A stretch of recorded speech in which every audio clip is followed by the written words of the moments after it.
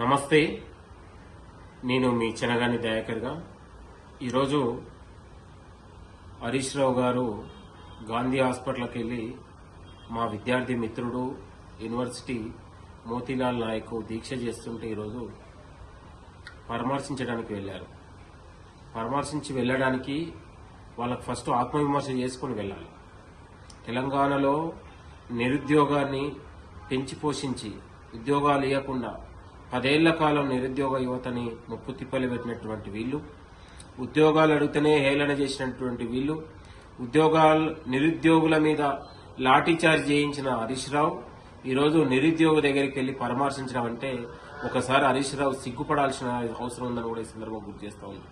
ఏం ముఖం పెట్టుకుని మీరు వాళ్ళ నిరుద్యోగుల దగ్గరికి వెళ్తా ఉన్నారు?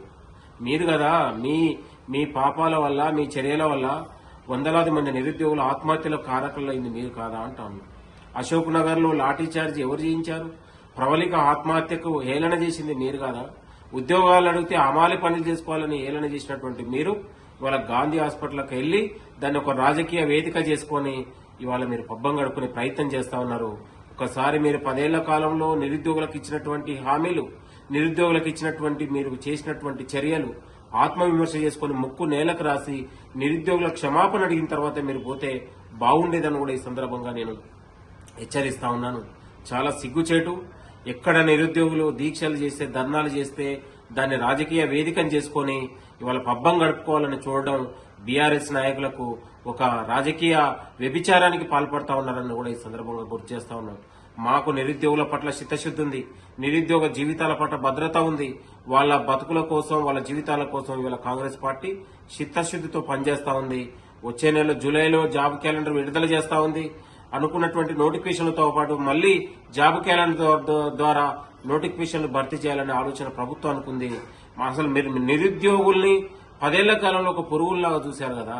మురళీ ముదిరాజు, నీ సొంత నియోజకవర్గం సంబంధించి మురళీ ముదిరాజు చనిపోతే మారణకాండ చేసి 2000 మంది పోలీసులను పెట్టి ఇదే హరీష్ రావు లాఠీచార్జ్ చేసి నువ్వు శవాన్ని తీసుకెళ్తే కనీసం ఆ కుటుంబాన్ని కూడా నువ్వు పరామర్శించలేదు.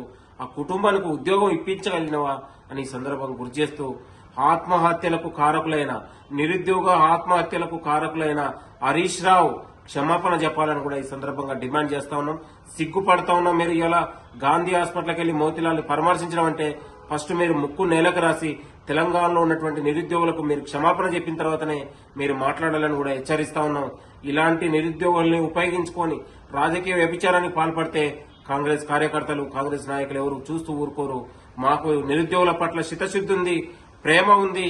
వాళ్ళని ఎట్లా మేము తయారు చేసుకోవాలనో, వాళ్ళని ఉద్యోగులుగా ఎట్లా తయారు చేసుకోవాలనో మా ప్రభుత్వానికి, ముఖ్యమంత్రి రేవంత్ రెడ్డి గారికి చిత్తశుద్ధితో ఉన్నాం. మీరు హేళన చేసింది, మీరు నిరుద్యోగులు అనే పదాన్ని ఎత్తే అర్హత మీకు లేదని కూడా ఈ సందర్భంగా హెచ్చరిస్తా ఉన్నాం.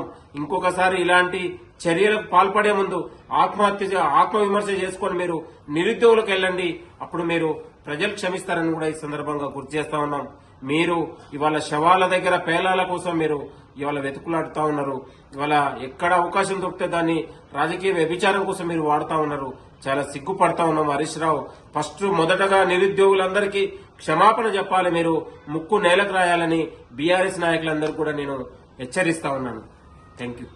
అసలైన తొలి వెలుగు. ఫాలో వాట్సాప్ @తొలి వెలుగు అఫీషియల్.